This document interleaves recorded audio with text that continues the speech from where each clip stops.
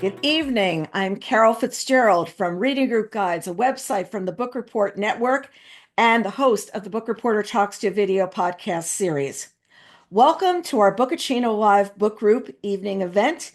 Our guest this evening is Wally Lamb, and we'll be talking about his latest novel, The River is Waiting.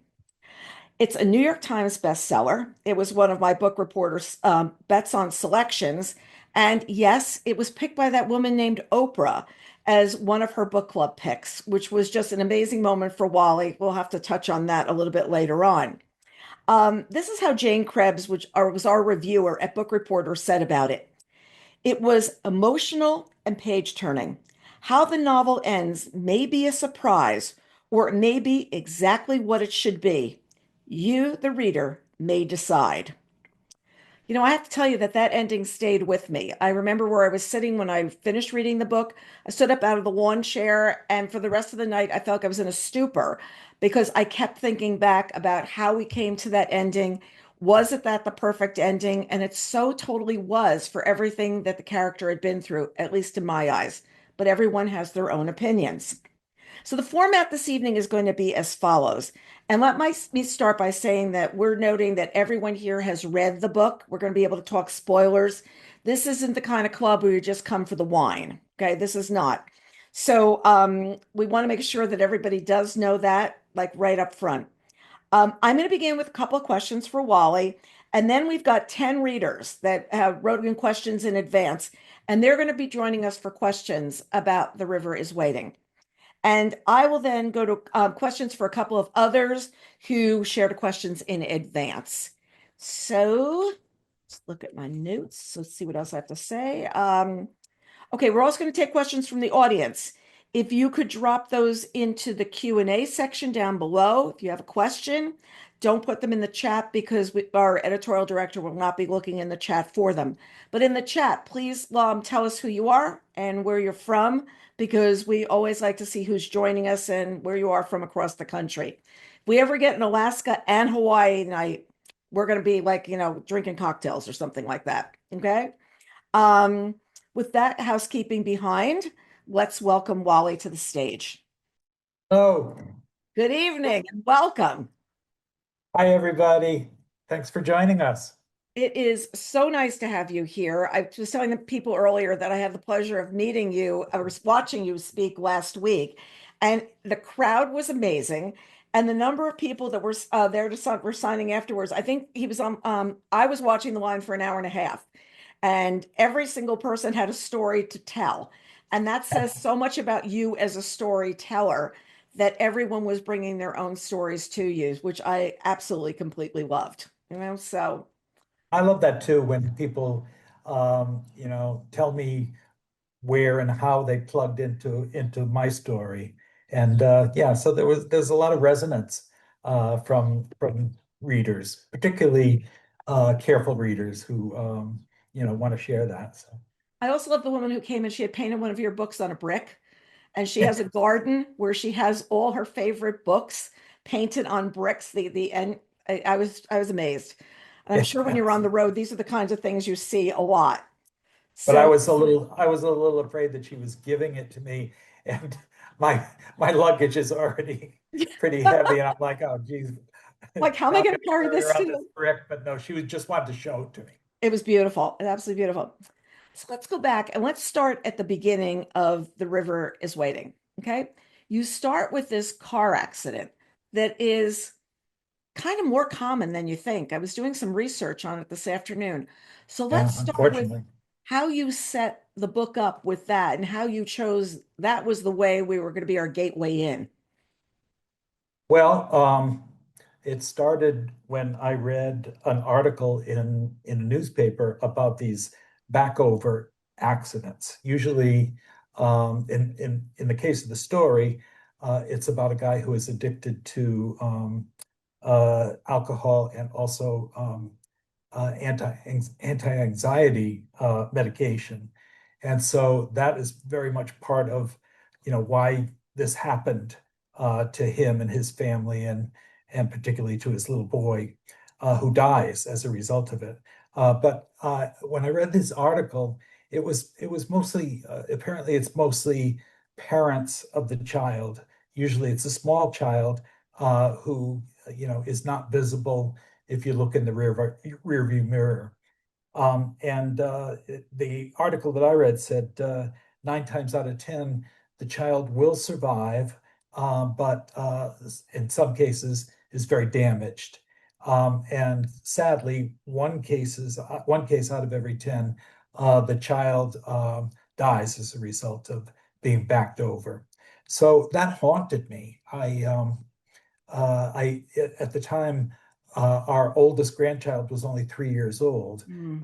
when I read that article, and so I know that his dad and mom, who lived in New Orleans, they didn't have a backup camera. They had an older car, and so I called up my son Jared and I said, hey, look, I just bought a new car. It's a CRV Honda, and it's got a backup camera. If you fly up here to Connecticut, and I'll hand you the keys, and you can drive the car back to Louisiana, and that happened. But I was still haunted by that article, and so that's how it starts. I very often when I look back at the books that I've written, I'm motivated lots of times by fear. I think maybe if I'm afraid of something happening, I try to meet it head on, Mhm. rather than continue to worry about it. And so that's how Corby became the father of a boy who he's ended his life. I thought it was so interesting that you also had the children be twins, and there was a little girl and a little boy. And it would have been different because you would have thought of the little boy, you would have always thought, like, oh, that was the little boy growing up. But having the little girl, I thought was such a good character decision because they were going to be siblings, they were going to be close, they would be doing the exact same thing. So as you thought of those children growing up, she learns to read, he would have learned to read. And was that something that you had thought about making them twins as you went into making those characters? Well, Carol, I've always been fascinated with twin relationships. I wrote another book called "I Know This Much Is True," where they are identical twins, and one develops paranoid schizophrenia and the other one does not. And so I think when I look back, I think that in some form or another, twins are in just about every novel I've written. When I was a kid, we had twins in one of my classes, and I was a little envious because I thought, how cool would that be? You have your built-in soulmate, Right. uh, and but no, I've always two things. Oh, sorry, there goes the New York sirens. No, it's there's two things that I always include in my novels. One is twins, and the other is Chinese food because I love Chinese food. So sometimes I fantasize about it in Well, in the it could be, writing. wait a second, I'm really hungry for lunch. Let me just write the Chinese food portion of this book and then I can go upstairs. Then I can Yeah, walk there you go. There and you go go. away.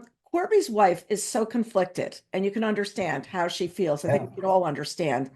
But she knows this was an accident, but she's furious about the drugs. She's furious about the alcohol. And I felt like once he got to prison, he needed her support. He needed her to bring his daughter there. He needed these things.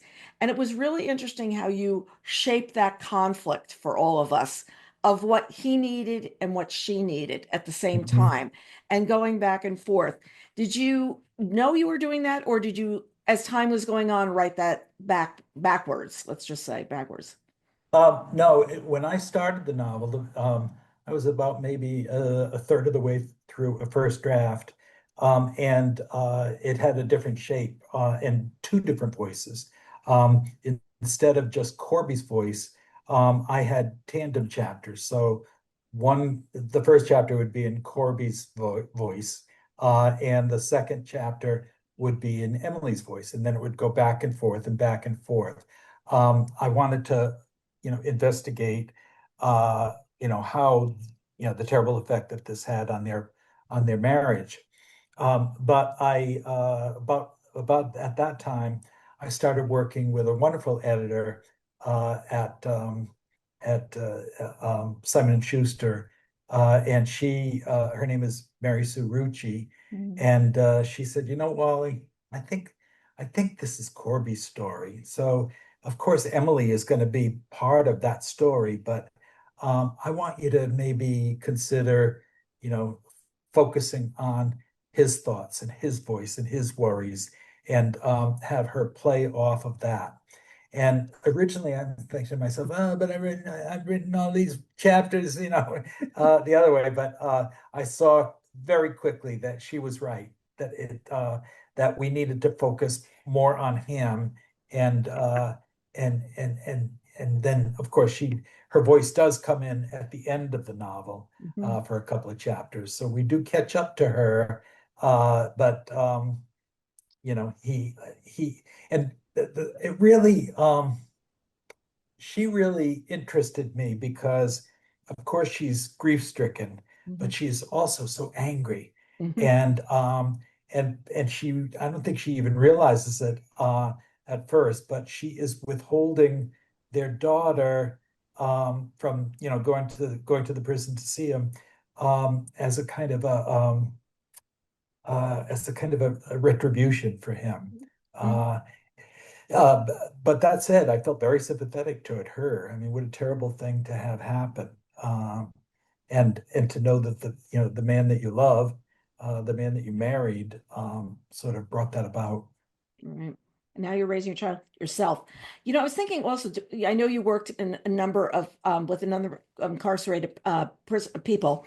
When you were with these women, did you ever hear this come up that somebody was holding the child back from them? Because I was just curious if, anybody had brought that up to you as something that happened, that because it could be such an easy thing for somebody to do. Yeah, well, there were, the people that I worked with for 20 years, were incarcerated women, convicted of felonies, and a number of different, sentences, everything from 2 years to life in prison.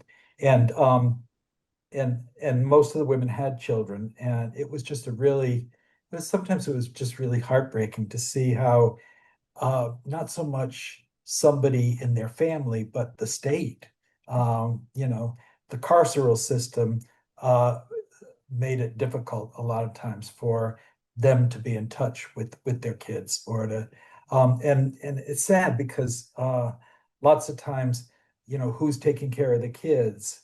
Um, Very often it's the incarcerated woman's mother, Hmm. um, who is, probably in a low paying job, and is, rushing down once a week to see her daughter, and also to bring the children to see her too. But Hmm.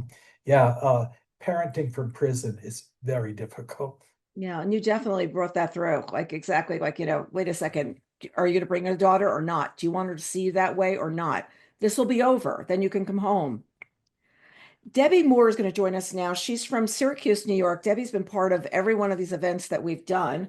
It's our 45th. So, Hi, Debbie. hi, Debbie. Hi. Get the Um, per you get the perfect attendance award. That's pretty impressive. Yes. Perfect attendance. Yeah, that would probably be me. Um, I First of all, I love this book. It was very personal to me, partly because of the work that I do. But the first question I want to know is why a river? It plays such an important part in your story, very subtly, but still a very important part. Well, there's a number of responses I have to that.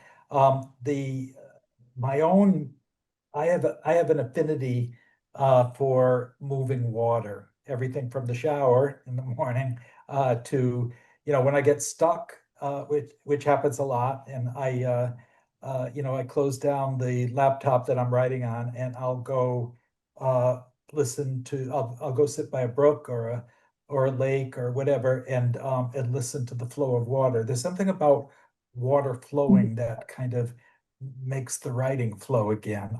I can't really, say I understand it. But the town that he grew up in, Three Rivers, Connecticut, is sort of patterned after the town I grew up in.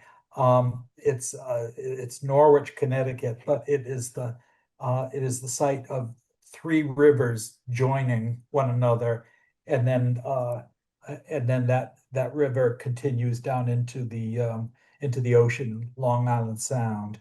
And of course, the story goes back a little bit to the where before the white settlers came, it goes way back. And of course the tribes, the Native American tribes, they settled by rivers, for fishing and hunting, so they were drawn to the river for good reason. And then, of course, when the Industrial Revolution came in, you have, rivers are really crucial as far as you know, shipping cotton and shipping all kinds of goods and everything over to Europe. And so I wanted to write a very personal story, up close, but I also wanted to take several steps back and take a look at how, historically, rivers and water they're crucial to civilization. I read a little bit about you and know that you were a volunteer facilitator in a prison for more than 20 years. What part did that experience play in the way you described Corby's experiences in prison? A big part, actually. I when I started this program, I said to the women, I want you to write what you want to write or what you need to write. And so almost all of them chose autobiography or memoir.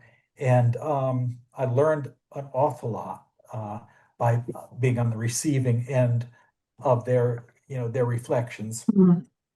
Um, and one of the things that I had not realized is the great association between being an incarcerated woman and having been a victim of incest. In over half the cases, the students, they had that really ugly thing in their past, in their childhood. And so a lot of the women were writing not only about their history, their childhood, but also about their lives when they got to prison. And, the crushing boredom, and that's sometimes explodes into some kind of drama or melodramas, fights, whatever. And I mean, I didn't grab any women's story or anything, but they gave me an education in what it's like to be in prison. Now, granted, men's prisons and women's prisons, they operate pretty differently, but structurally, it's pretty much the same. And with the rules and regulations and sometimes I think this is just my personal opinion, but sometimes the rules and regulations are pretty harsh. And one of the things I learned when I was doing the research for this book and got interested in the history of prisons in America is that the pendulum, ever since the early days, goes back and forth from, we have one set of politicians who want to punish prisoners, and then we got another set that want to rehabilitate prisoners, educate them, whatever, and it goes back and forth and back and forth, and that's pretty much the history of prisons in America. Yeah. As we all know, COVID was devastating and in many cases terminal, and especially for people that were incarcerated. And for the last 30-something years, I've worked for a federal judge. And in upstate New York, there are a lot of prisons. So we have a lot of prisoner cases that have to do with experiences there. But Bet. during COVID, things got even worse for inmates, for staff. We received so many letters and motions to get out of prison because the prisoners were afraid that they would die of COVID. And Yeah. many of them have medical issues, which really meant if they got COVID, they might very well pass away. Was that sort of the impetus, that experience in the prison, was that sort of the impetus for the way you ended Corey's story? Well, yeah, I mean, I taught that class for 20 years, and then I ended it right before COVID shut everything down. Mhm. And when I started that novel, there was no COVID, but it was pretty much, the time of the novel was pretty much the time that I was writing it, and so I had to deal with it in some way because you're right. There were so many complications and horror shows, with people who are confined and living very close together. And in some cases, there were all kinds of protocols, but nobody really, at least in my observation, nobody really followed through. The administration didn't really follow through to make sure that those protocols were being addressed. And so, one of the things that the women worried about is that a lot of particularly the male corrections officers, some of them were very cooperative and, wore their masks and so forth.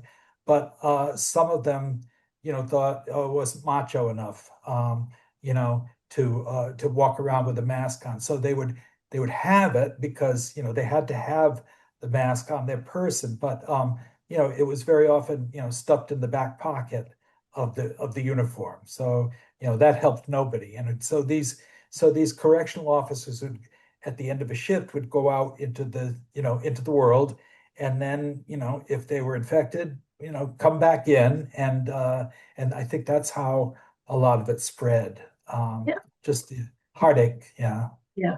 Yeah. It was, some of the stories were awful, I have to say. Um, I this book for me was just gut-wrenching. Sometimes hit too close to home because of what I do, Yeah. but I loved your book.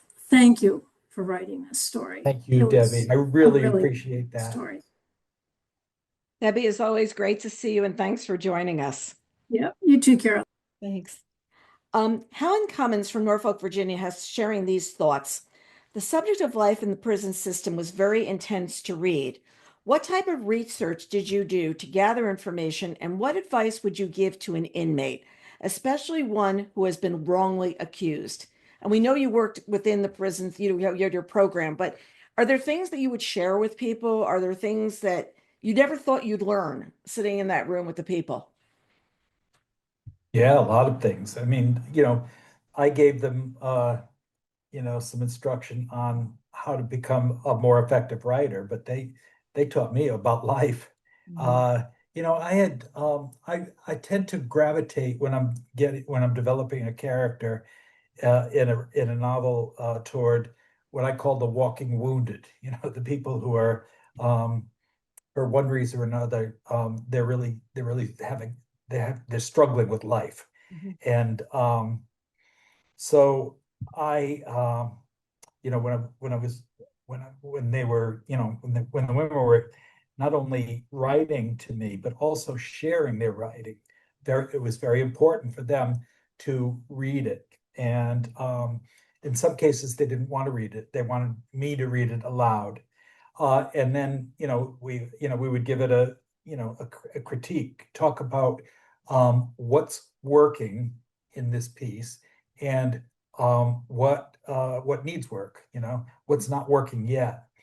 And really, if I'm going to demystify uh, revision, and say, as I told the women, It's really some combination of four strategies. What can I add that's going to make it better? What can I cut that is not needed, and that's going to make it stronger? What do I need to clarify?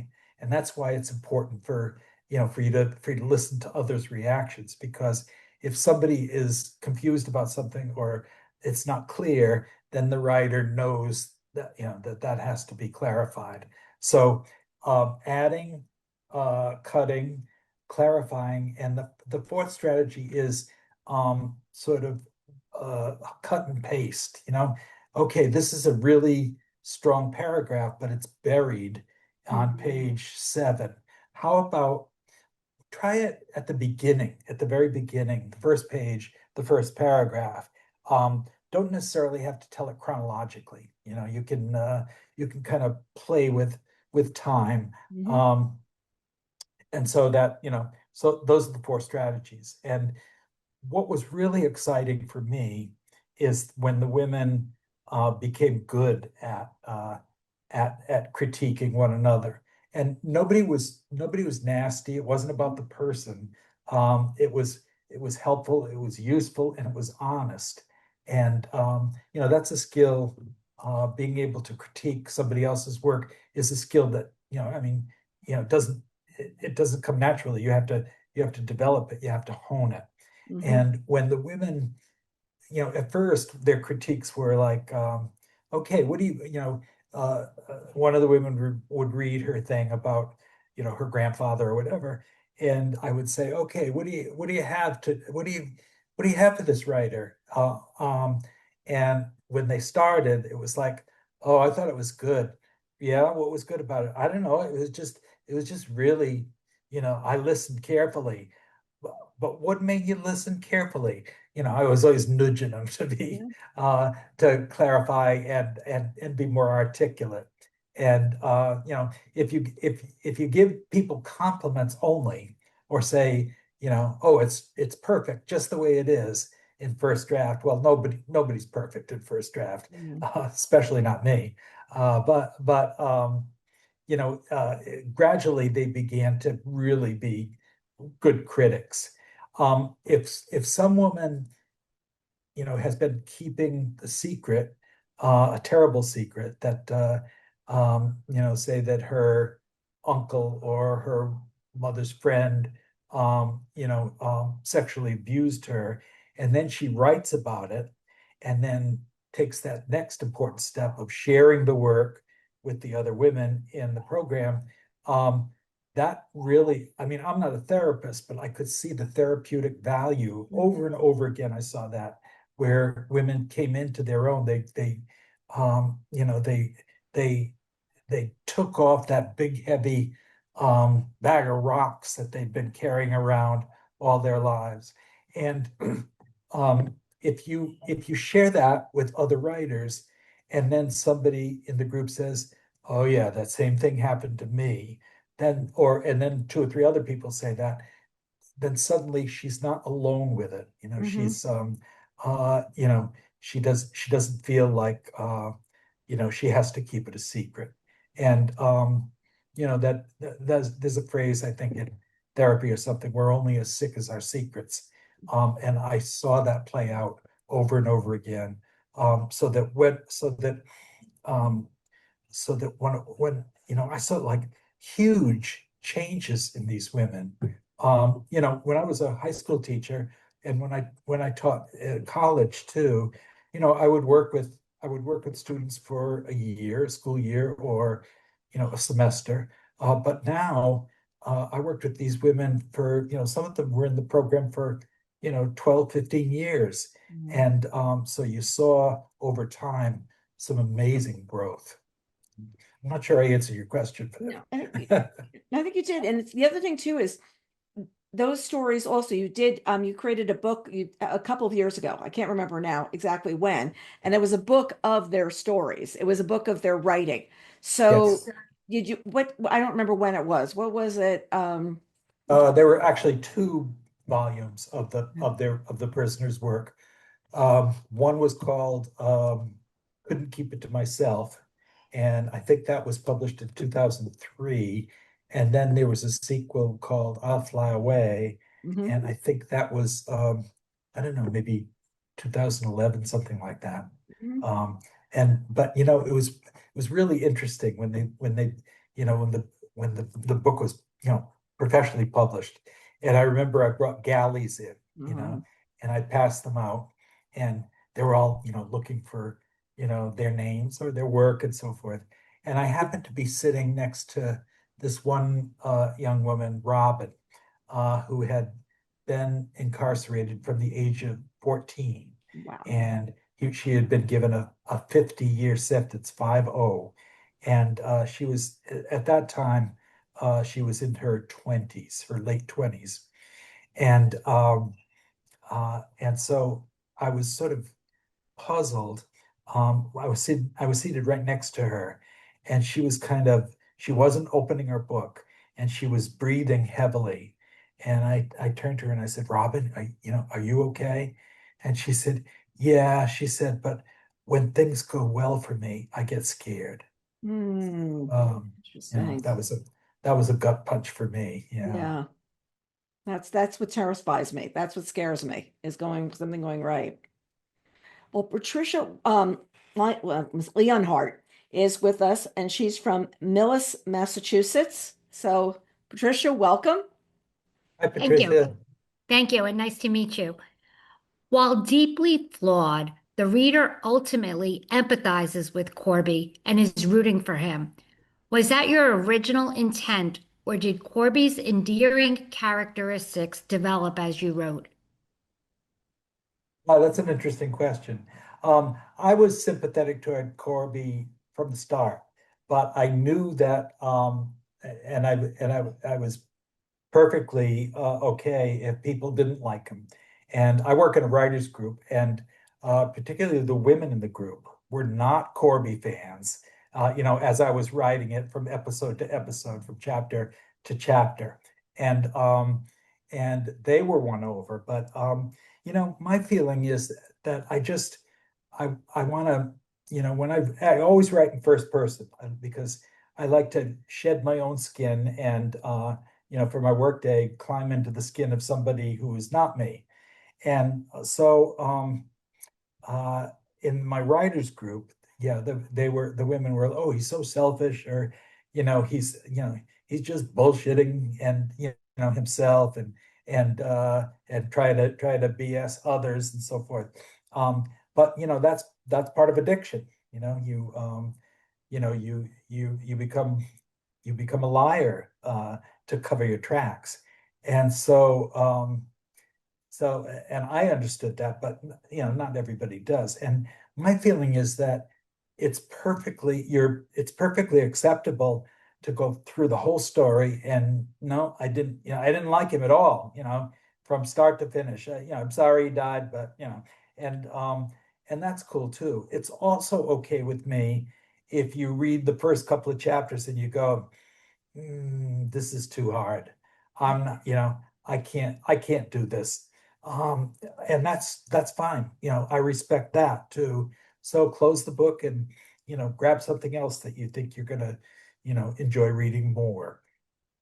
In other words, what I'm saying is I don't try to second guess or control uh, any reader. If you're good enough to pick it up and read it, you have a perfect right to your reactions, whatever they are. And so I welcome that, and I like listening to the diversity of different opinions and different emotional reactions, so forth. So I enjoy that. Thank you so much. Thank you, Patricia, for your question. Yeah, thanks, Patricia. Eileen Fitzgerald McKinstra is going to join us now from Omaha, Nebraska. I love this when people are all over the country. I love this. Hi, Eileen. Hi, I'm very happy to be here.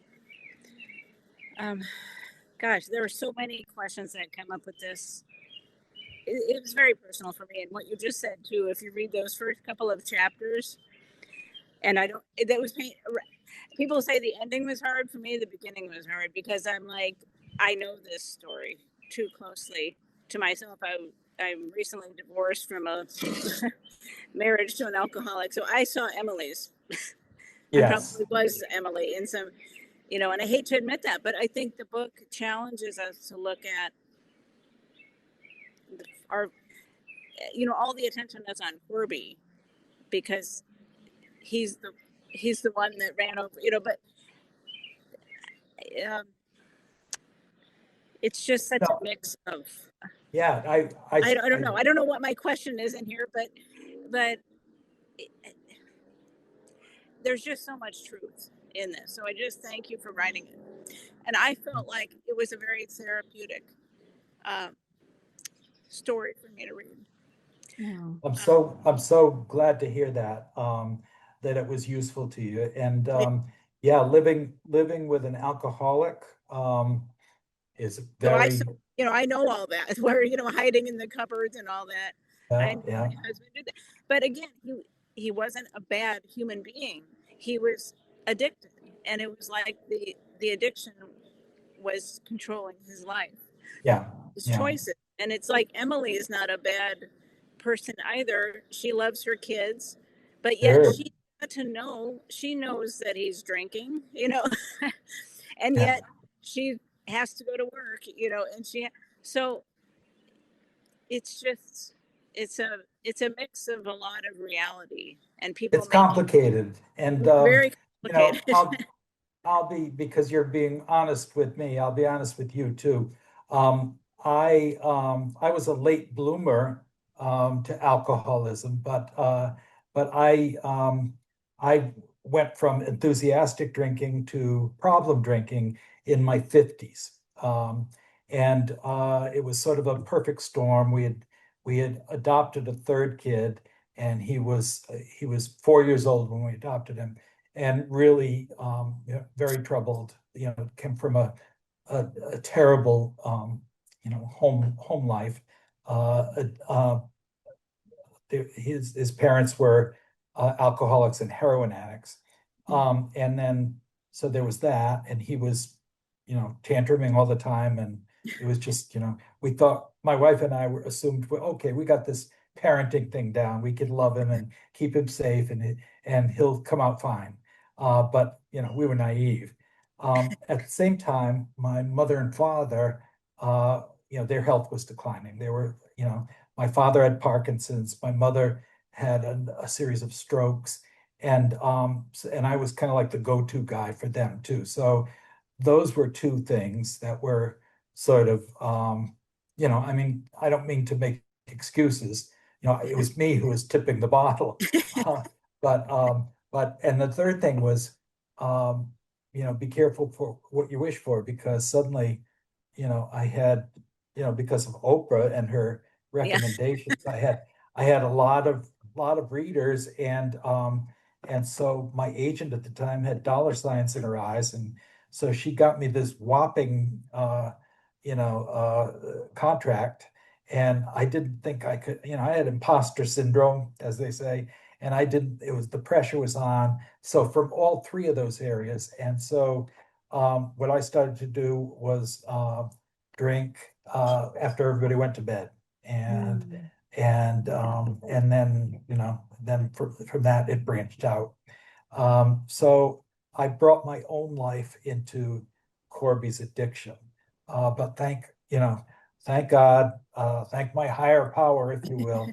I entered a 12-step program, and was able to straighten out. And I've been sober now for about 15 years. And but I still go to those meetings, and as people will say, who are in AA, don't get too complacent if you've got some sobriety, because, while you're sitting in the church basement listening to these stories, your addiction is out in the parking lot doing push-ups. So, you have to be on guard against it. So yeah, that was part of my experiencing. Now, I didn't start this book until after, I got sober. And so, I brought that perspective into it. And, I write about these sad people, but I basically am hopeful. And Right. and I hope that you, beyond, your marriage in this difficult situation, I really hope that you are hopeful too. That I am, and that for me, the ending was very hopeful. Yeah, Even for though me too. Yeah, very yeah. tragic throughout the thing, but it was very hopeful and very peaceful. I mentioned But before that water. I forget whose question it was, but water is really important to me, and particularly moving water. And I have to say that the very last paragraph of the novel came to me in the shower. oh, And yeah, somebody said, a friend of mine said, "How many times did you rewrite that ending?" And I said, you know, I didn't rewrite it. It just came, it was a gift, right. that came to me in the shower, where where Maisie reaches up, she sees, the depiction of her brother, Yeah. and she says, "Hi, boy." And Yeah. to me, that's a hopeful ending, Yeah. because I'm worried about her too, Right. And I love how he finally got the letter from his dad, Yeah, you know, yeah, much belated, but that was a very moving part in the story too. yeah. I didn't see that one coming either until I'm at my laptop and go, "Oh, maybe, oh my God, there's Yeah. a lost letter there." Yeah. So yeah, people think that I'm in control of the story. Actually, the story is in control of me. Yeah. And not just for this one, but But for it does almost. highlight how people are very functional through life in many ways, whether it's through addiction or whether it's through, and the whole structure with going day by day, day 400, whatever, Yeah. of the, Yeah, that if yeah. I could just get to this next thing, if I can just get to the next, I think we miss a lot in life when we're always focused on that. And then it doesn't turn out the way we planned. Right, right. Well, I've long since stopped believing in happily ever after. Yeah. I I think it's more like happily, happy with warts and and complications and you know Yeah. and shit. Back to the shower thing for 1 second. I have one author friend who said that she got a really great idea in the shower and she wrote it on the steam on the wall and then had to run out and come back and start typing what she said into her phone. And I just thought that was the funniest story to have heard of like, no, no, no, this steam can't go away. Like that Yeah, can't go. There's my words on the wall. So grab your cell phone and take a picture. that's a really good one. Remember that for the future. But Eileen, lots of times, coming up with what happens in the story, it's I think it's related to dreaming, the dreams that we have at night, because what do we do when we dream, and we tell these sort of kind of, we take a little something from here and here, and we are telling ourselves a story. Lots of times the story doesn't make a whole lot of sense, but I think it's somehow connected, dreaming and writing fiction. yeah. What's life? What is it? Life happens when you're making other plans. That's Yeah. yes, Right. that's what happens as time goes on. Right. Eileen, thank you so much for joining us. We really appreciate you. Thank you, Eileen. Good luck. Kathleen Tesler from Massapequa Park, Park, New York, joins us now. I can't even read. Hi, Kathleen. Hi, Wally. Thank you so much for this. I love the book, first off. It was absolutely phenomenal, but the ending crushed me. It completely crushed me. I worked as a nurse through COVID. I saw its effects firsthand, and I really wanted to know what made you pick that for Corby's ending? Like, why that? Was it just the timing of things? What made you come to that conclusion? That was a big part of it. And then, I think if his life had gone on, I'm not sure he would have been able to to move on. You know, he was so he was so hoping to resume his marriage, really loved Emily, and he was so afraid that she was going to she was going to divorce him, and he was really afraid that he was going to lose contact with his daughter too. And I don't think necessarily that would have happened, but I don't think, I mean, how, you know, when you're responsible for the death of your child and there are circumstances around, you know, his situation, you know, he was at fault. And I'm not sure if you can ever get beyond that. So I don't know if he would have been happy at all, you know, once he got out. He was banking so much on, you know, getting out and starting over. But I think he might have been uh, kind of kidding himself about what happens when you have your freedom again. I've seen that happen with the several of the women that I worked with, you know, because I stay in touch. If they want to stay in touch, you know, we email back and forth or on Facebook or something like that. And yeah, sometimes they had such an ideal vision of what their lives were going to be like after prison. And by and large, they were much better. And you know, they didn't revert back to prison or criminal behavior, but you know, life is complicated, and you know, you gotta take the good and the bad. Oh, goes both ways. Thank you.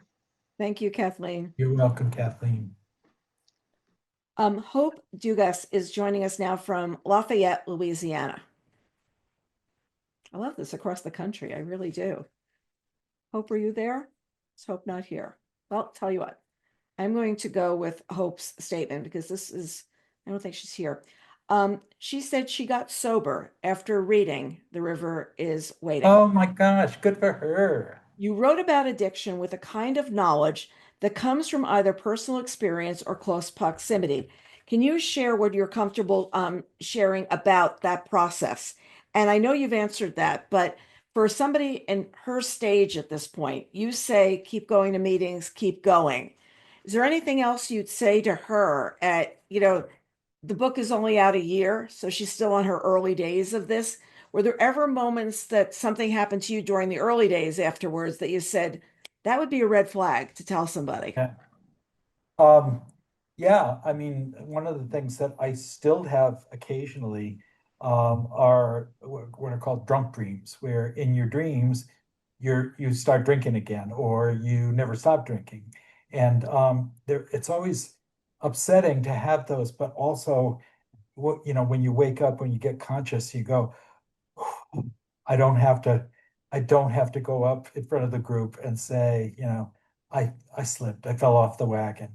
Although when that happens, the group really, you know, not physically hug the person who, but you know, in terms of you know, moral, you know, morale, you know, helpful morale and stuff.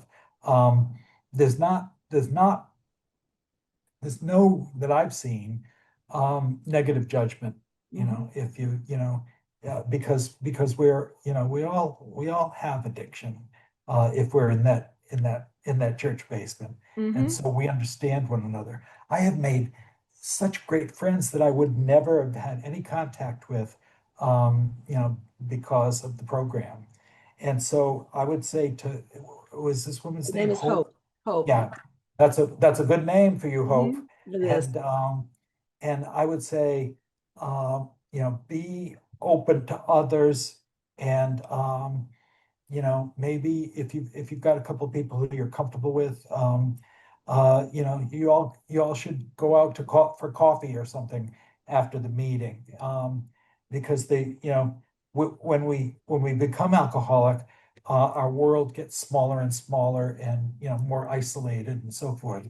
And so, I lost my sense of humor, while I was drinking.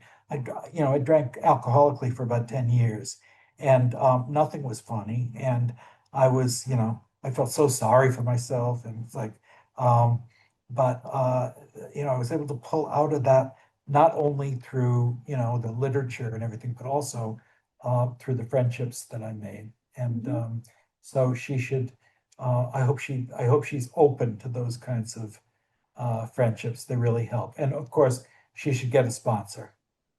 And you know, I think that is a big twist on things right now too, is so many people are saying, I am drinking so much, I'm going to stop.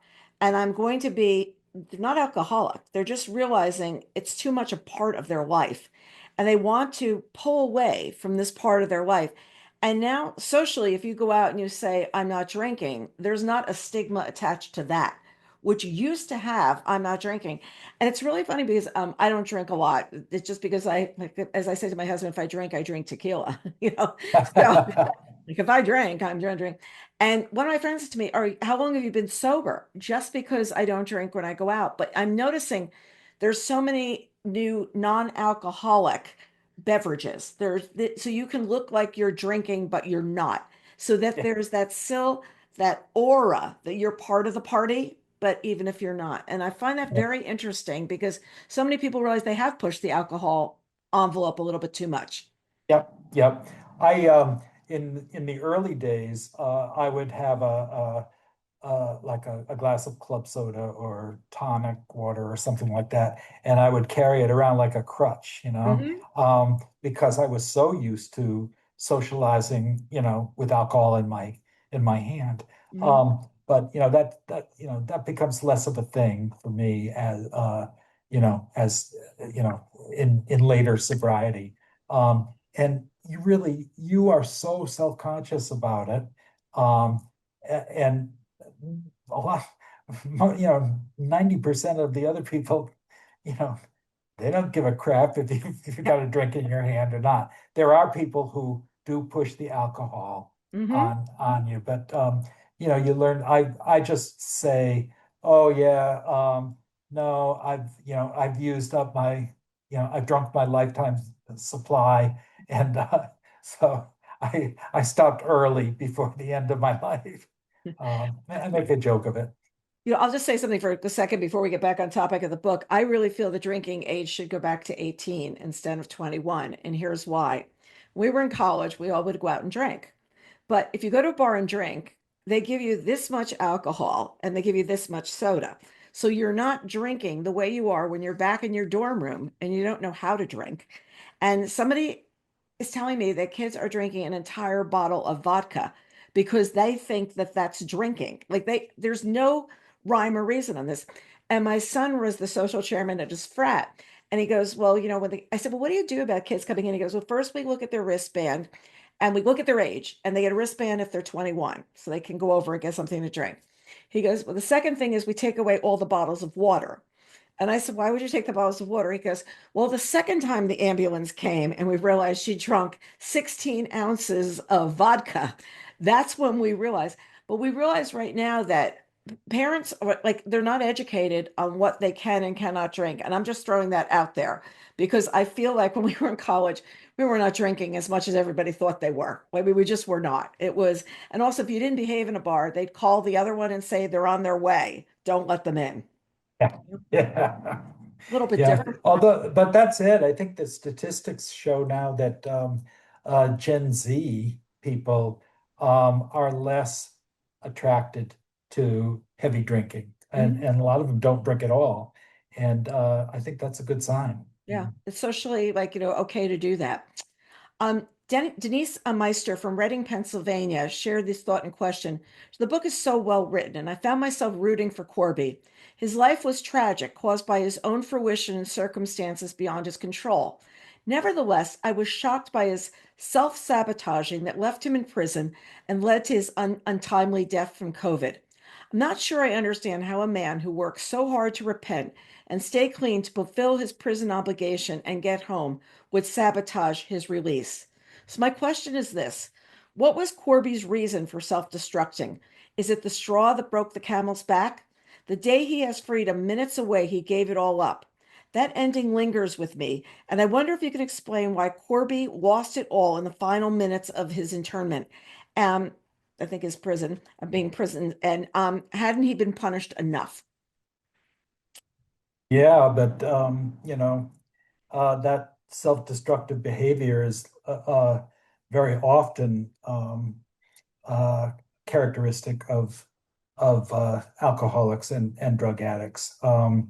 And people give up on themselves. Now, remember in the plot, he has that really horrible rape by the corrections officers who hate him for they really resent Corby, and so his spirit is kind of broken after that. He can't, he's having terrible times sleeping, and he's got, his anxiety has come back and so forth. And he doesn't think he thinks he's safe because he knows when he's getting out, and he is, gonna, make sure that he stops before then. And what he doesn't realize is that the benzodiazepine stays in your body. It doesn't, if you stop using it on Monday, you're not clean. In the testing, by the end of the week, it's a slow process by which it leaves your system. And so it's sort of it boomerangs back at him.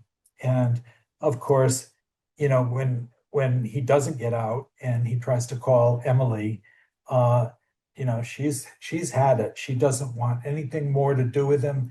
She thinks he's done this purposely, and she doesn't know about, the horrible, thing that's happened to him Sure. with those guards and so forth. So it's sad what happens. But I don't blame Emily, because she's coming at it with her understanding, and of course she gets greater understanding through Manny. Manny is the character who helped me get through this thing, because he's kind of, I like his function. He has a little bit of comic relief in an otherwise very, very sad story. But he's the one who gives her the information that she needs to begin to forgive him, posthumously. But he gives her that gift. Yeah, and there's also that fear that you talk about as well, the fear of, am I good enough to get out again? And also not knowing how long a drug will last. It's going to be in my system for a week. Wait, I wasn't banging on that. That was in and out. Yeah. That Um, actually happened to one of my prison students. She had been estranged from her kids, and was like, I remember the last month or so before her scheduled release, she was so excited about, getting out of prison. And then the next class, there she was still, after her scheduled release. And she said, yeah, that happened to her, that her drug test came back, she had a dirty urine. And she said this was medication that was prescribed to her. She got out a couple of weeks after that, I think. But it was a terrible, terrible thing, mhm. that was just so sad that she had to have that happen. Yeah, you got the countdown going, and the countdown goes the other way. Debbie Briscoe from Virginia Beach is going to join us now. So, Debbie, welcome.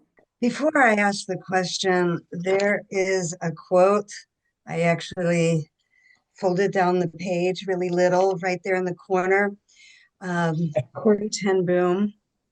My grandmother, she died way back in the early 90s. And she used to quote Corey Ten Boom. And this is one thing that she did say: the worrying is carrying tomorrow's load with today's strength, carrying 2 days at once. It's moving into tomorrow ahead of time. Worry does not empty tomorrow of its sorrow, it empties today of its strength. But my grandmother used to say that to us. And when I saw that, it's like I had to put the book down, and it made me remember my grandmother so much because Corrie ten Boom was such a big part of her life. And I Oh, thank you for including that in the Mm. book. Um, that quote really destroyed me. It didn't, I came upon it before I was, before I was This in my writing life this novel, but I kind of was wanted ever to her words to sort of, get out there a little bit more. yes, no. she was a hero to my grandmother. So that, Yeah. yeah, and I think she had that quote on her refrigerator written. So that one hit me hard because it's been a long time since I've been able to see my grandmother. I've been reading a Well, lot of river books. thank you for sharing that with, that it warms my heart to hear that. I love it when I run into things like that in books that made me put them down and walk away for a few minutes just to gather my thoughts and to Yeah. have some memories. I've been reading a lot of river books lately, it seems. Maybe it's me. I don't know. Um, but I've been, your river was flowing. The river was constantly flowing. Things were happening at the river when everything else was stagnated. Um, Right. it seems like reading my question, I kind of wrote the question formal, like I was writing a test question for my students, retired teacher thing. Um, it seemed to represent guilt and grief, but also redemption, forgiveness, all those things tied into one, almost like life kept ebbing, flowing, even though everybody was stuck. Our well, I say poor Corby. He should be responsible for his life decisions.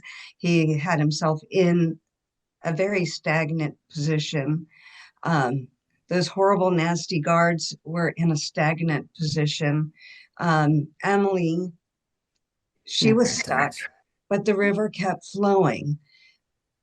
Was that your plan throughout to keep that river flowing, to remind us that life goes on? Yeah, I think I wasn't consciously thinking that, but it was in the background. And it was important to me uh that Corby, while he's stuck inside this prison, um, he can only hear the river. And then there's that one day when he's working on the grounds and he sneaks away and he sees the river. So he can not only hear it, but also see it. And I think that's one of the for me anyway, it doesn't have to be for any reader, but that's one of the signs of hope. Uh, that and that comes up in the mural he does too, because some of his fellow inmates are floating down the river, and they're getting out, they're moving on. And so yeah, that's really good reading. And you pick up on the subtleties. Good for you. Yeah, Thanks, Debbie. I like doing that, and I wish I could see the mural. Did any of your did the prison you work at, did they have murals? Or did they represent things, or is that just out of your imagination? When I was a kid, um, I drew all the time. I didn't particularly like to read or write, but I was very interested in drawing. And I like I did my own comic books and cartoons and all that kind of stuff. And because I had some artistic talent, my elementary school teachers would let me do murals on the on the classroom walls. Not on the walls themselves, but they would have these big, giant rolls of paper, and we would put masking tape on them, and where all the other more normal kids were out playing ball or something at recess, I was inside by myself doing these murals, and I love doing that. So, that's it. It comes a little bit from me, but I wanted to make something symbolic, and I wanted it to be connected to the Icarus theme, wherein the story, in Greek mythology, Icarus who Yeah. flies too close to the sun and crashes. That all sort of came together for me. I used murals when I was teaching, even though I taught 12th grade. When we did 1984, one of the kids drew this really enormous eye that made me nervous all the time. I was Yeah. always watching me, and I didn't want to take it down because he worked so hard on it. And it really was a work of art, but it was really, really disconcerting. Never blinked. No. That reminds me the eyes of T.J. Eckelberg in The Great Gatsby. It's a Oh it's a gosh. billboard, and I think he's an optometrist or something, and it's an advertisement on a billboard, and it's those eyes are always watching. That's funny. That is. But thank you so much for this book, and thank you for sharing so much of yourself with us. I appreciate it so much. My pleasure. Thank you, Debbie. And Thanks, Debbie. I hope you continue reading books that you love. And now that I'm retired, I am. I'm not reading Frankenstein in 1984 regularly now. See if anything I hear to see if anything changed. Uh, Margaret Bravo from Pearl River, New York, is going to join us now. Hi, Margaret. There she is. Margaret, you look like you're coming to us from outer space. Wait. Turn. Yep, there you go. Margaret, You just have to unmute. gotta unmute. That is something we never thought about till about 2020. Right. It's probably up in your upper right-hand corner. Let's see if we can figure out where. See where it is?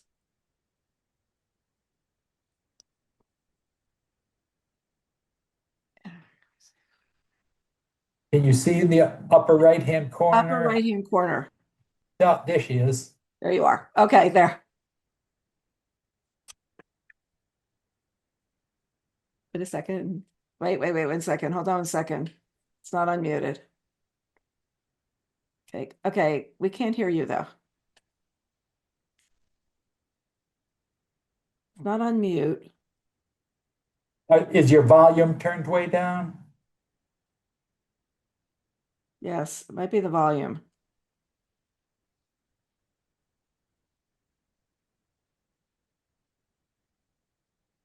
Okay, it's your sound settings. Are you there? Do you want me to do the question? Oh, you want me to do your question? Okay. Your books don't have a typical happy ending, but your main characters usually find peace, closure, or a sense of redemption. Is that something you actively try to incorporate into your plots when you start developing your novels? It's something I hope for, but I don't know if it's going to happen. I don't have that much control over the story or the character.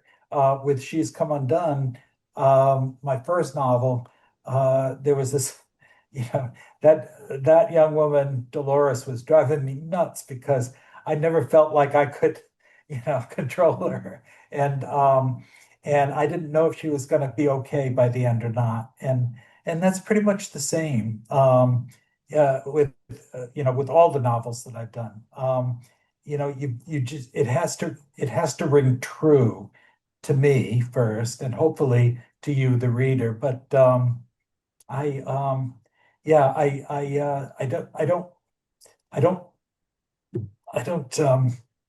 don't control the story to that extent. But I sure hope that they're going to be better by the end of the story than they were, at the beginning.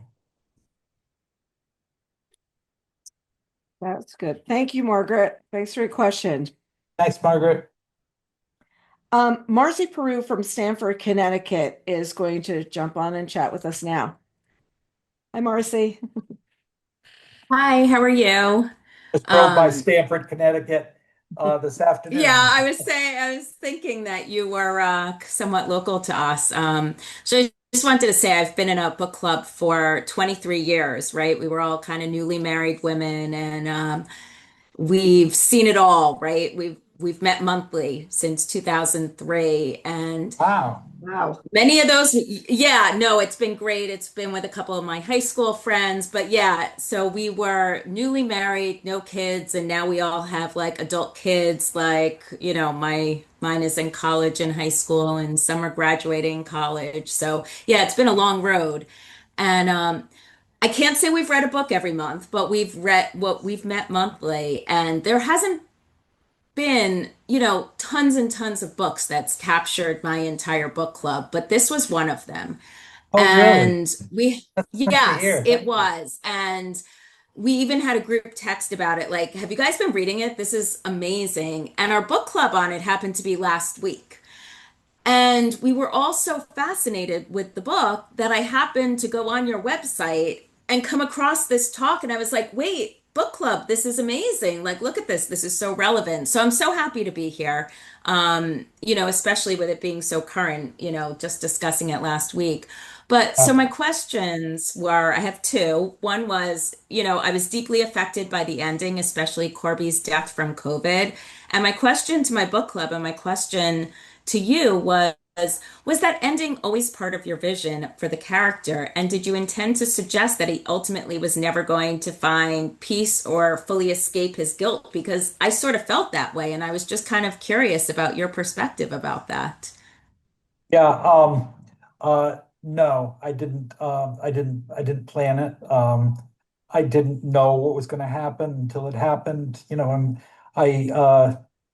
I turn on the laptop, I work we have a finished off basement in our home, and I usually work there because my wife doesn't, because it's out of view when most people come in, and my office down there is pretty, chaotic and not very neat.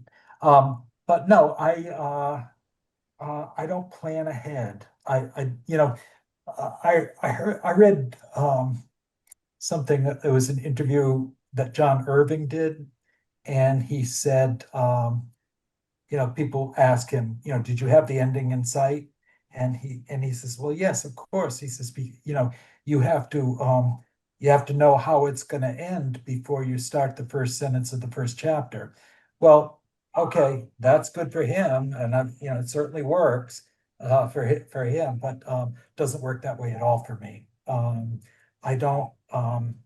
I What motivates me is that I'm worried about the character, and I don't know what's going to happen. So I have to keep showing up at the desk and and coming up with the next part of the story. So no, I don't Right. plan ahead. And I I do. I'm a little bit envious of people who can outline a whole story Mhm. and then just sort of write, flesh out the outline. But I can't do that, and sometimes that leads to formulaic writing, which I'm not really interested in doing. So no. Did I answer your question? Yes, you answered my question. I have one other one is we love the book so much and can't wait to read another one. What book do you suggest of Of yours? mine, Of yours, yeah. um, I I might suggest The Hour I First Believed. It was my third Okay. novel.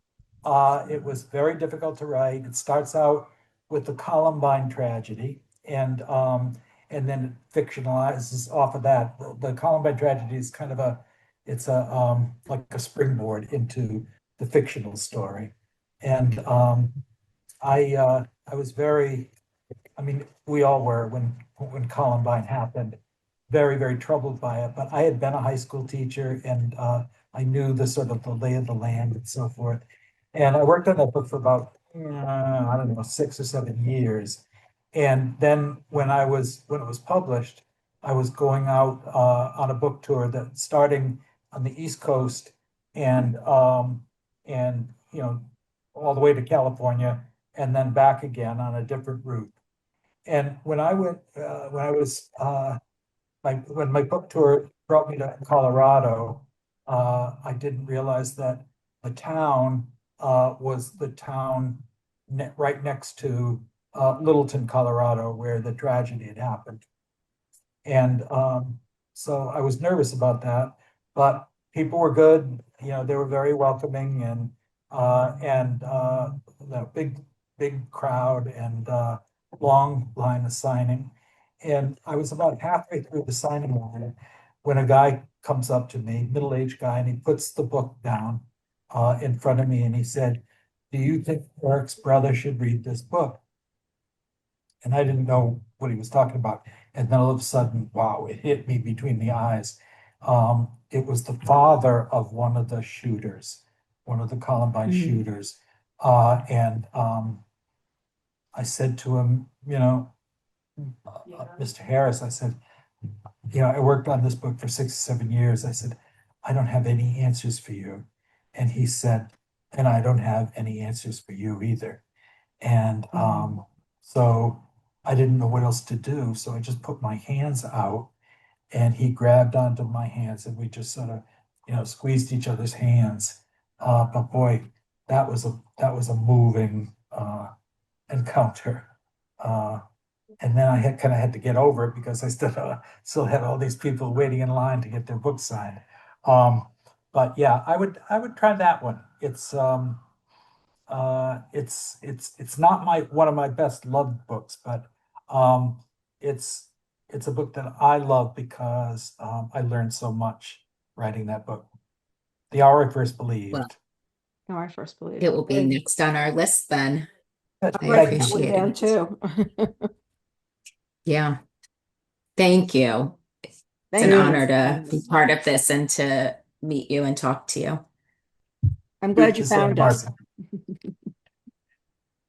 I'm going to come back to Shelley Victor in one quick second, somebody who I'd missed before, but I don't want readers to miss, like you were an Oprah pick, not just once, not but twice, but 3 times. So just tell us a little bit what it's like when you get the call from Miss O.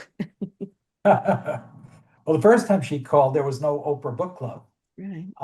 And that was back in 1992. She's Come Undone had just come out. And so, the kids were, my oldest boy was 10 and his brother was 6. And we hadn't adopted our third child. And so I get my son Jared answered the phone and he said, yep, nope, yep, Dad. And I went to the phone and this woman said, hi, is this Wally? And I said, yes. And she said, what are you doing, Wally? And I said, I'm doing the laundry. And she laughed. I'm thinking to myself, whoever the hell this is, I don't think she does her own laundry. But I said, who am I talking to? She said, Oprah Winfrey. And it's like, oh my God, and I've got the phone and I'm trying to, sound like not too much like a dweeb. And meanwhile, I'm pantomiming to my wife, Chris. I'm like, and she's not reading my lips and she's saying, the Pope, dope. Anyway, she was calling because she had just read the book, and she said, reading saved my life when I was a kid because I had a lot of unhappiness around me when I was growing up, and reading rescued me. And she said, I'm still an avid reader, and if I read a book that I like, I try to track down the author just to say thanks. And I'm like, oh, no problem, but she was, it was very sweet. It had nothing to do with the show. It was just a nice call between a reader and a writer. And then I had no fantasy that 5 years later, when the Oprah Book Club did start happening, that she was going to remember, my book, but she did, and she called. The first thing she said was, "Hi, Wally, this is Oprah. You're still doing the laundry?" My wife hates it when I tell that story, because she would, if she were here, she would say, "Yeah, he's done the laundry about 5 times in a 47-year-old marriage." But yeah, it's just the luck of the draw. Look at the draw that day. There you go, Oprah. So how about the last call, which was for this book? It was another surprise, like, oh, my old friend Oprah's on the phone. Yeah, well, she said, how long has it been since we've talked to each other, Wally? And I said, I did the math quickly. I said, oh, I think it's like 27 years or something. And then I was so bamboozled when she decided to pick another one, that of mine, that I said, "Are you sure, Oprah?" I said, "There's so many writers that are so good." And she said, "Yes, I'm sure, Wally." So I figured I better not tell my publisher that I was trying to talk her out of it. You sure you want to do this, Oprah? He might have another idea for you. Let me have a suggestion. It is really, Yeah.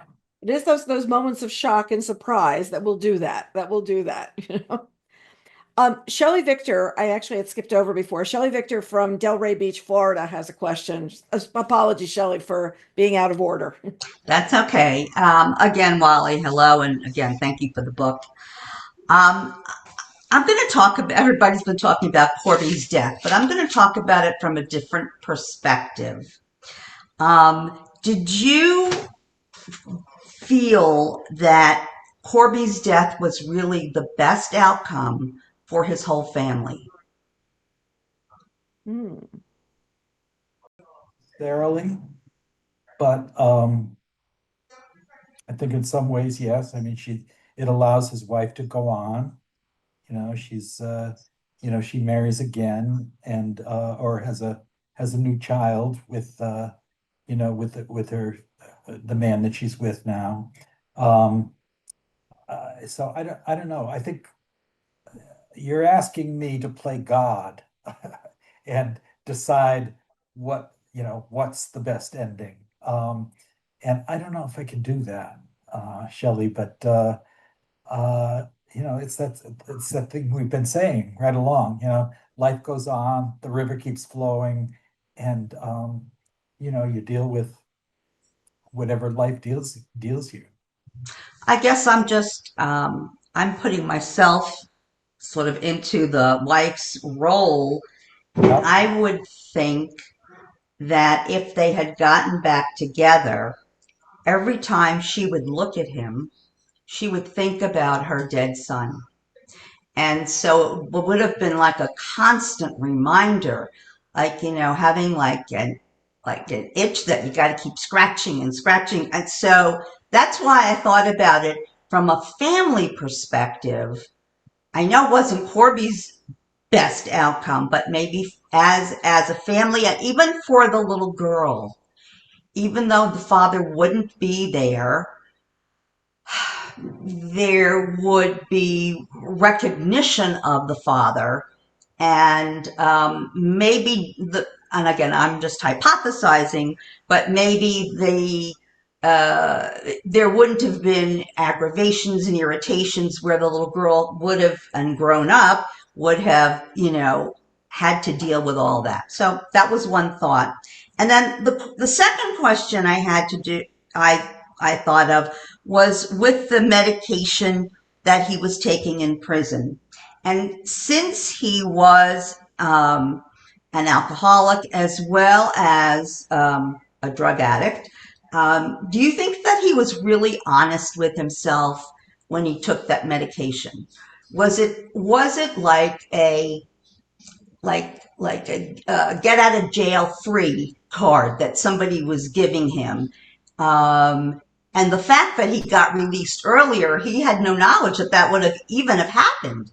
So I guess my question is, was he really honest with himself when he first started taking the medication? Well, he wasn't honest with the doctor who prescribed it.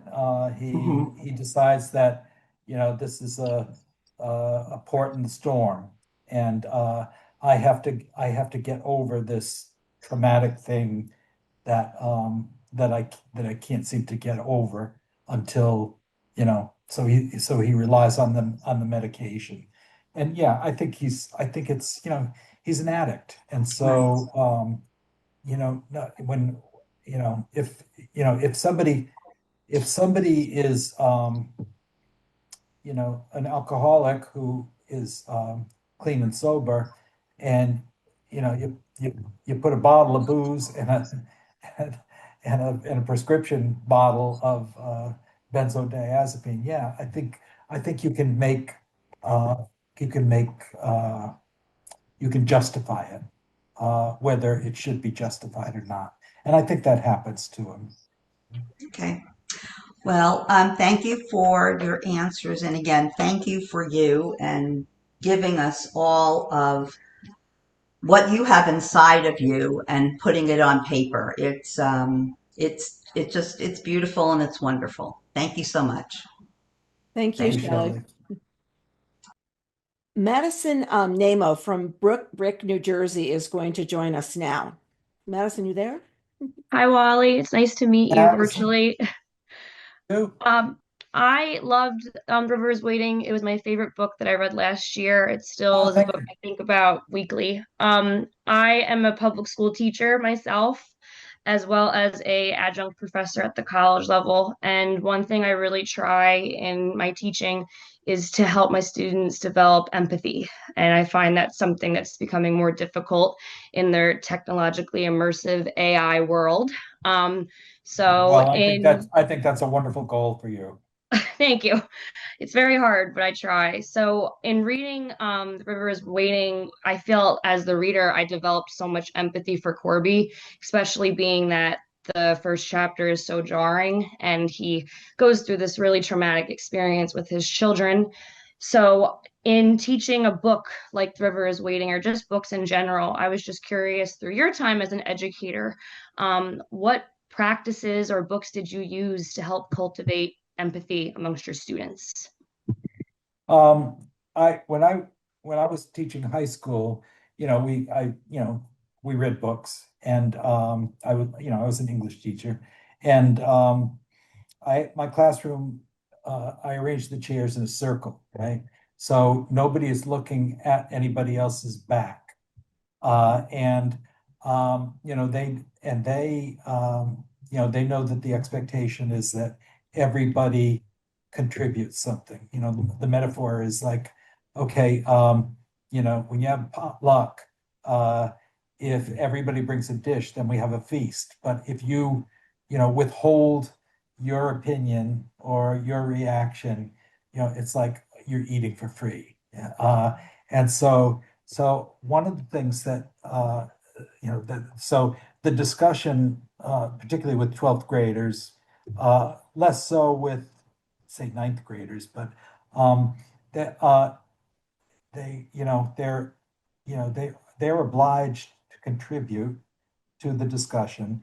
And lots of times that leads to understanding, empathy, if you will, for other people's point of view. And those are when I taught high school, I always had a lesson plan, and I had a loose leaf folder, I had a game plan, but some of the best classes were the ones where, we veered off into some discussion that I hadn't predicted. And I loved that when that happened, when the class kind of took over and talked about things that I hadn't thought of. So, when I used to teach novels, I had them, I was sort of, kind of having them hone in on certain things. But lots of times they would come up with, they would tell me about something that I hadn't realized when I read the novel or reread it from year to year. And that was always amazing to me, to teach the teacher, if you will. Well, thank you. That's really, really helpful. I appreciate it. And thank you for writing such an incredible book. Thanks, Madison. Madison, Do you have more school year left? Oh yeah, we're not done till June 23rd, so not summer yet. Yeah.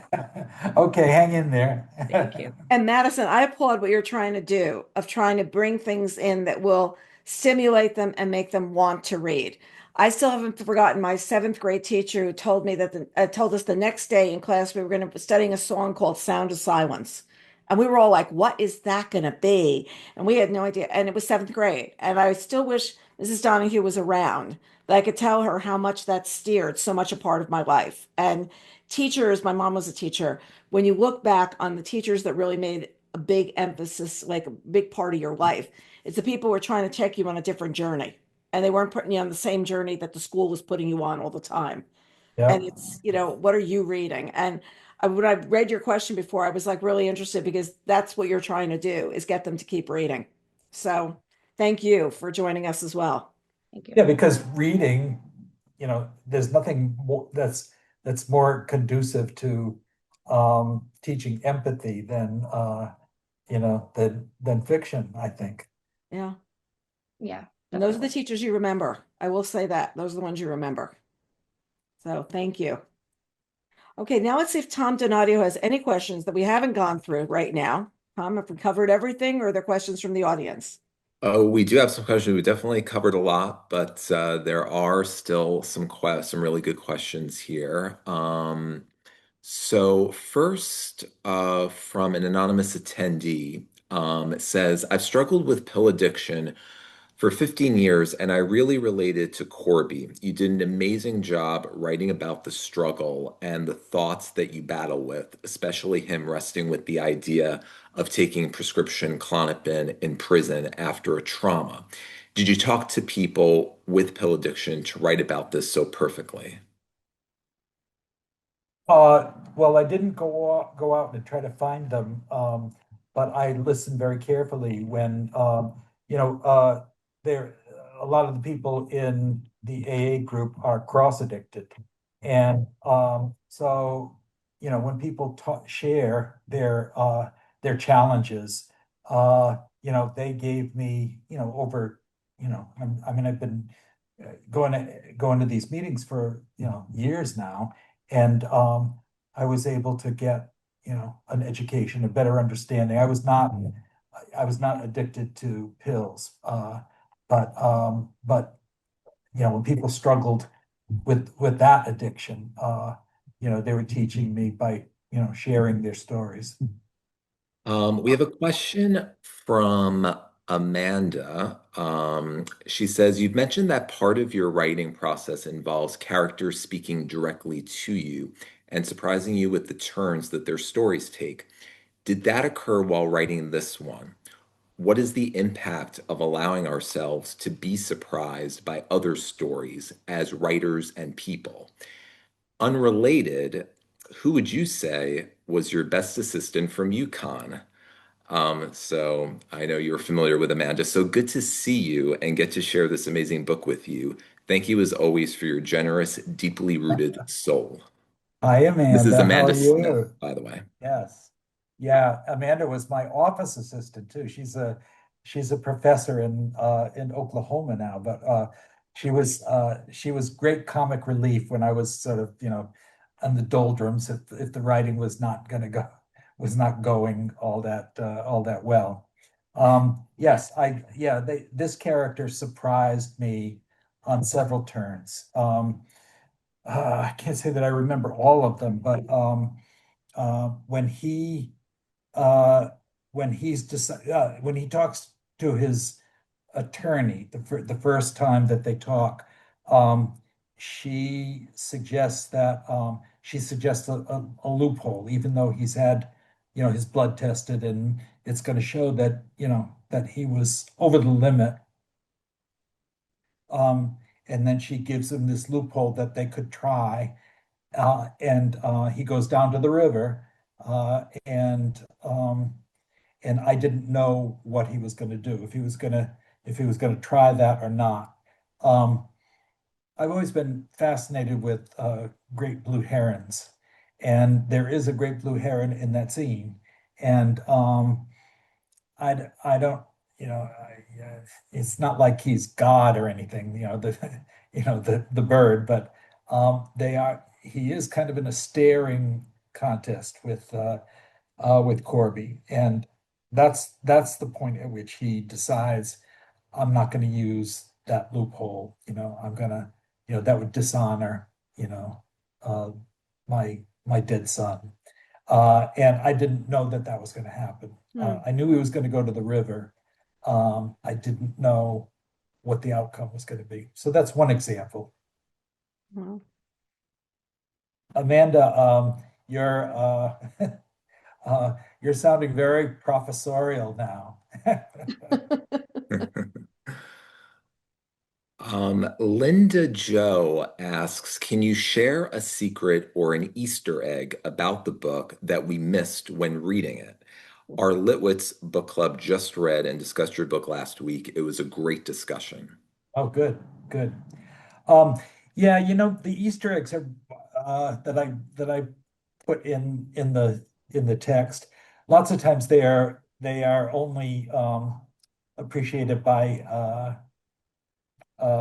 local people because I drop people's surnames, that kind of stuff. Although one Easter egg, um, my kids, two of my sons, live in Louisiana, and one of them is in Baton Rouge with his family, and the other one is in New Orleans with his family. And by the way, some of you um, may have a connection to my Baton Rouge son because he has he has hundreds of followers on Instagram, and he goes as Principal Lamb. He is a principal at a Baton Rouge school. Now, one of the Easter eggs that I put in there when I would visit him, there were there were there were there were these two streets that intersected. Um, One was Anselmo, and the other one is I forget. Anyway, I use those as the names of uh, the two um, the two uh, sadistic uh, guards who are Anselmo, and I can't remember the other name. I think I'm getting tired. Yep. Yeah, that's an Easter egg that I put in for maybe people who live in Baton Rouge would recognize that. That's one I can think of. So we actually do have a couple of people in the Q&A who mentioned your son, and Monica says, as a retired school teacher, I am a huge fan of your son, Principal Lamb. As an educator yourself, you must be so proud. Do you ever get a chance to visit his school? Yeah, yeah. Well, he went through Teach for America when he got out of college. He joined that program and was placed there. And this was before Hurricane Katrina. And he was first put in a school that had two very famous alumni. Um, One of them was Lee Harvey Oswald, the assassin of JFK, and the other student who became famous was Richard Simmons. So that's that's quite a duo. But yeah, I have gone to visit him at his various classrooms. He started out as a biology teacher, and then he went into administration. So yeah, he's in a fairly new school now, and the kids range from kindergarten through 11th grade, and next year they're adding 12th grade. So and our grandkids go to that school too. So he is their dad and their principal. I don't know how that works out, but so far so good, I think. Well, I Uh, told last week I was at your event and I came home and the first thing I saw on Instagram was him. And I'm like, are the gods listening? Like, what is going on? yeah, Like, I hadn't seen him in months. I have to tell you, yeah. wow, He, how did that happen? he's He's on there so often. He does these reels on the weekend. He doesn't certainly doesn't take time away from his job, but but yeah, it's like he has so many of them now. It's like, oh man, Jared, again, is that you again? Oh, I know this guy. I know this guy. sure. Yeah, I'm very proud of him, and he was a wonderful teacher, and he's a really good principal as well. And my other son Justin is he works for Tulane, and speaking of AI, he's he if a teacher accuses a student of plagiarism or whatever, he sort of sets the hearing, Ah, in motion, and then they have a board who decides, kind of like it's almost like a courtroom or something, and so he arranges all that kind of stuff, and yeah, he's been an academic uh, advisor for freshmen and sophomores. So, both of those guys are in education. And my wife she was an elementary school teacher as well. So it's in the blood, I think. in the blood, it's in the family line. Tara says, I follow your son as well. Have you ever thought about taking inspiration from the teaching world and write a novel in the lens of the educational world, or a struggling student who finds success, or maybe follow a life story of a student who has made a huge impact in your son's life? I have not given that a thought, but you've sort of started the wheels going there in my head. I don't know. I'll have to think about that. Thanks for the suggestion. I appreciate it. Anything else, Tom? And yeah, and I think we'll end it on this one. It's actually not a question, but I wanted to read this from Debbie, who actually is also a member of the Litwitz book club, who discussed your book last week. She said, as a former Norwich, Taftville native, Yukon English department intern and grad, and Waquanic Elementary alum, this book was my first introduction to you. I appreciate your talent and craft, especially the way in which you provide such wonderful descriptions of the nature in Southern Connecticut. I had the honor of moderating our Litwitz Book Club discussion last week, and I decided to enter the description of Corby's mural into Claude AI, and what was returned was an amazing artistic rendering. I just thought you might want to try it. Yeah, that sounds like a great idea. So that's one fun way Um, of using AI.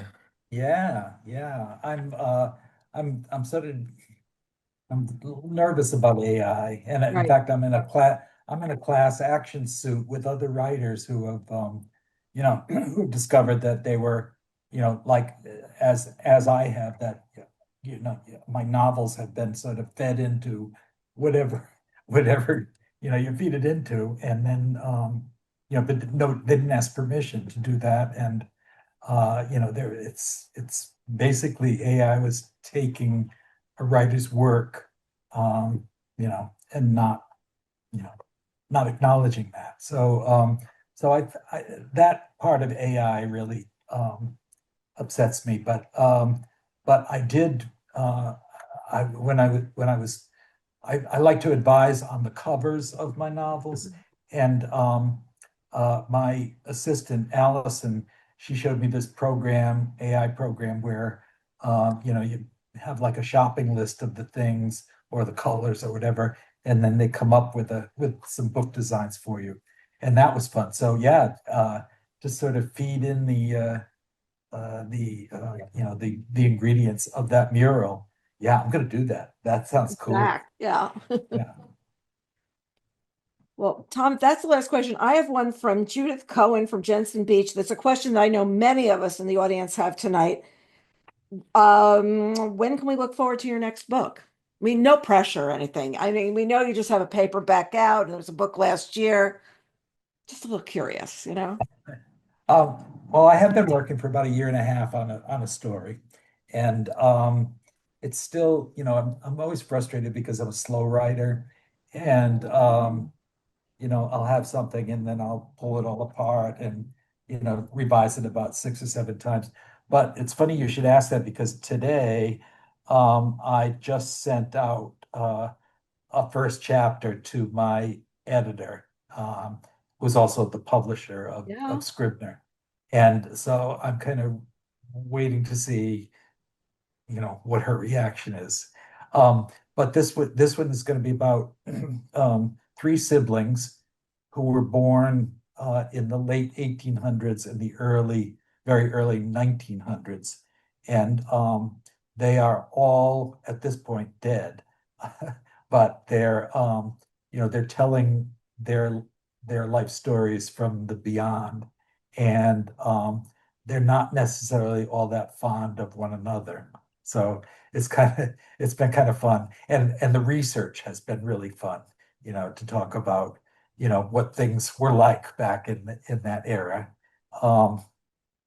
So wish me luck. I have no idea when it's going to be finished or if it's going to be finished, but knowing Mary Sue, she's sitting and reading that very closely, and yeah. I'm gonna come Oh, back you know with Mary something. Sue? Yeah. I know Mary Sue well. Yeah.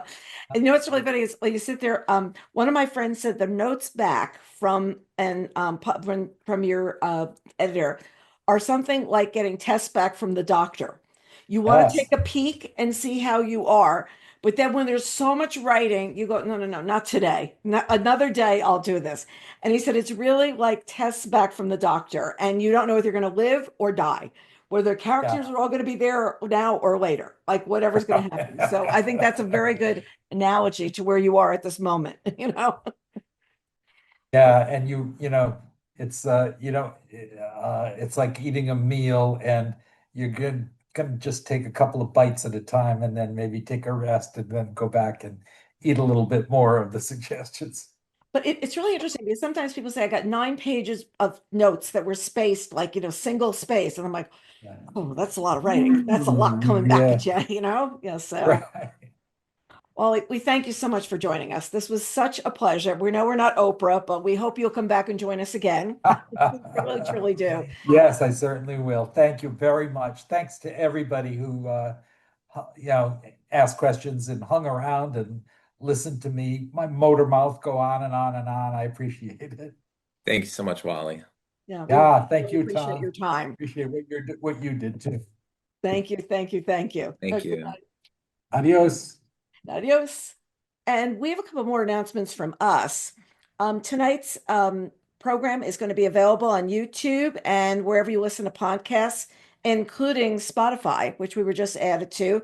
It'll be up later this week. And we will also send you the alert you when it's live.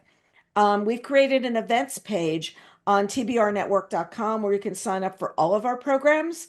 We have 3 programs coming up. The first will be our next Bookaccino Live book group program. It'll be our last before we take off for the summer, July and August. Bruce Holsinger is going to be joining us on Wednesday, June 24th at 8 p.m. to discuss his novel Culpability, which was a Bookreporter Bets On selection. And a sign up for that is available now. And that was also an Oprah selection. Our next Bookaccino Live book preview afternoon event, where those who don't know what we do, is the second Wednesday of every month at 2 o'clock in the afternoon. We talk about what books are coming out in the next 4 weeks and a couple of months from now. And we started doing this during COVID, which means we've been doing it for almost 6 years. The next one will be June 10th at 2 o'clock in the afternoon. And for those who we know are now working full time again, we decided a couple of years ago that we were going to do our Bookaccino Live summer preview evening event, where will be held on Wednesday, June 17th at 8 o'clock for those who go to work during the day. So you could still see ideas of what we have as coming up for summer. Sign up for our events at Book Report Network newsletter so you never miss an event. And a reminder that we have more than 250 Book Reporter Talks to Author interviews available on our YouTube channel, the Book Report Network, or wherever you listen to podcasts. And we're really happy to share that we just passed 1 million both listens and watches of our video podcast series. And that means a lot to us because we want to thank all of you for tuning in to listen. So thank you. Have a great rest of your evening. And thanks so much for being a part of tonight with us. We really appreciate your time.